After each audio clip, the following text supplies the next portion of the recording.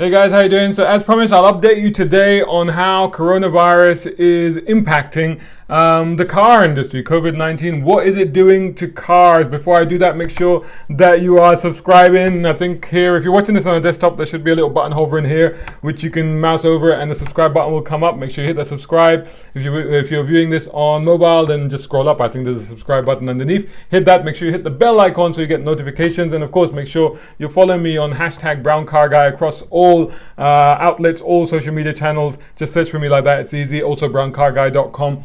Okay, so what is happening with now that Italy is on lockdown? Europe is in a bit of a bind, really, thanks to dreaded coronavirus. Here in the UK, we're just sort of tense. We're just sort of waiting to see what's happening next. This is pre-budget. I'm recording this pre-budget. Today a budget is being announced as well, which obviously takes into account the coronavirus and the impact that it's going to have on the economy here.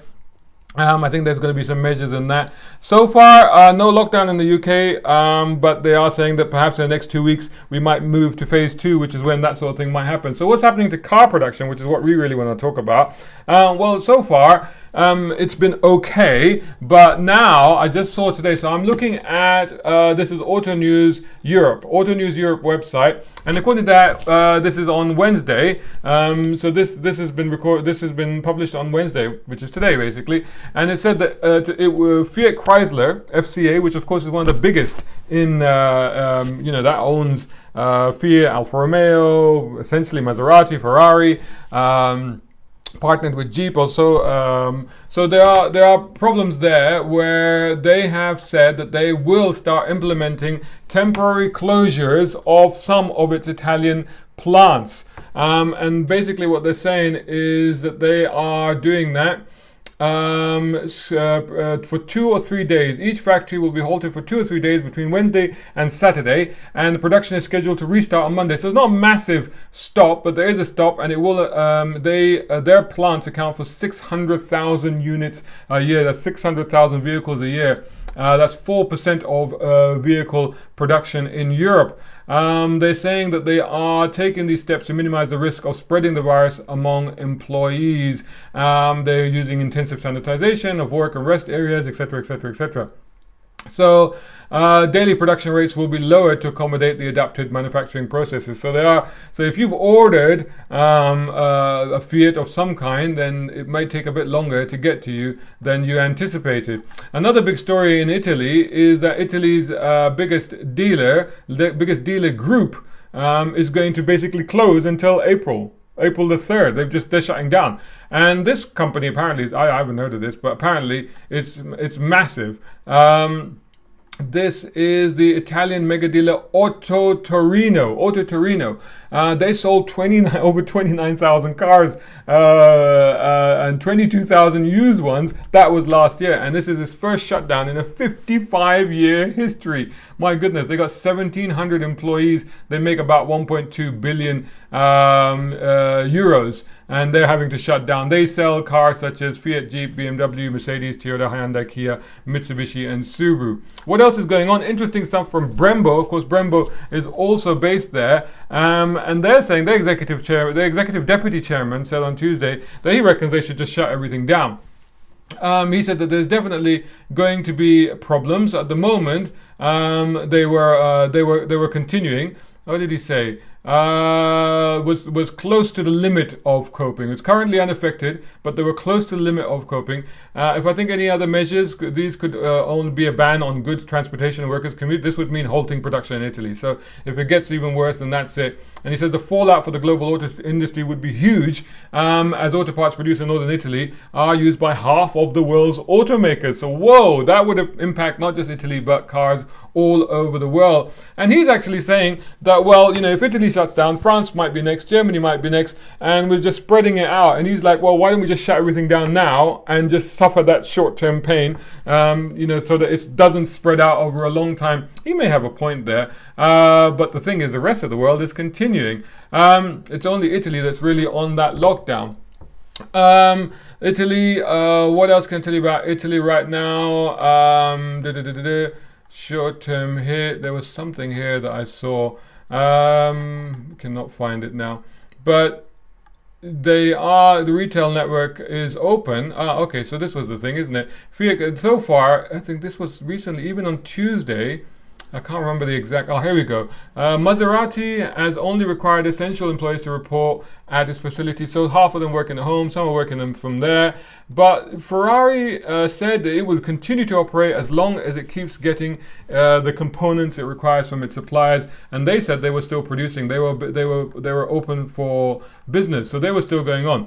In other news, the New York Motor Show has been postponed. It was due in April. That's now in August. So again, because of coronavirus, they've now postponed that. So that's not happening now for a few months. And an interesting article that I found in the New York Times, which was talking about the impact of coronavirus on the car industry and what it's doing to the car industry. But there was something interesting at the end of that that I found a bit curious, because he was saying, the author of this, so this was written by, this is European car makers worry coronavirus outbreak may hurt sales. Oh, no kidding. I think that's already happened. It's written by Jack Ewing. And so at the end of this article, what did he say?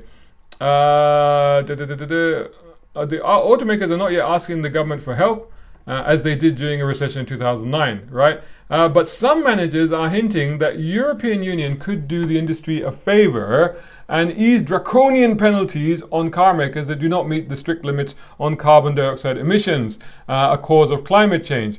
And that was echoed by Oliver Zips, chief executive of BMW, who said last week that European government should put less pressure on automakers to stop selling cars with internal combustion engines.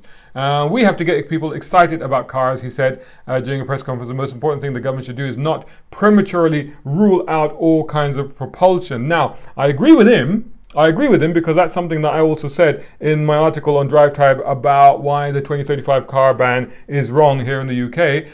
So I agree with him. All forms of propulsion should not be prematurely banned. That's just silly, because there needs to be lots of solutions, not just banning everything.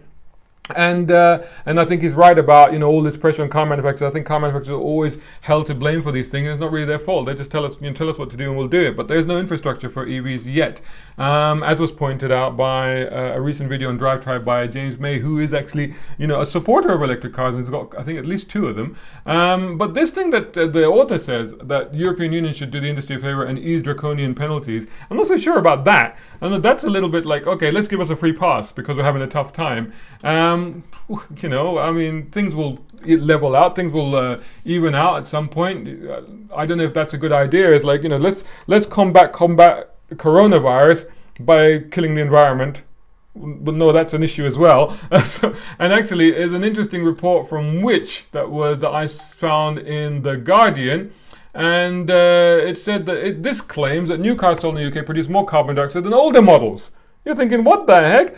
Surely, and as I've said before, surely new cars have more efficient, cleaner engines with the latest, emission standards and what have you. Well, what they're saying is what's happening is that because people are buying bigger cars with more technology on it, bigger, heavy SUVs, even smaller cars, they've got, bigger stereos, power steering, AC, all of this stuff. So the cumulative effect of that is actually that they end up producing more emissions, although it wasn't entirely all bad. Carbon emissions were higher.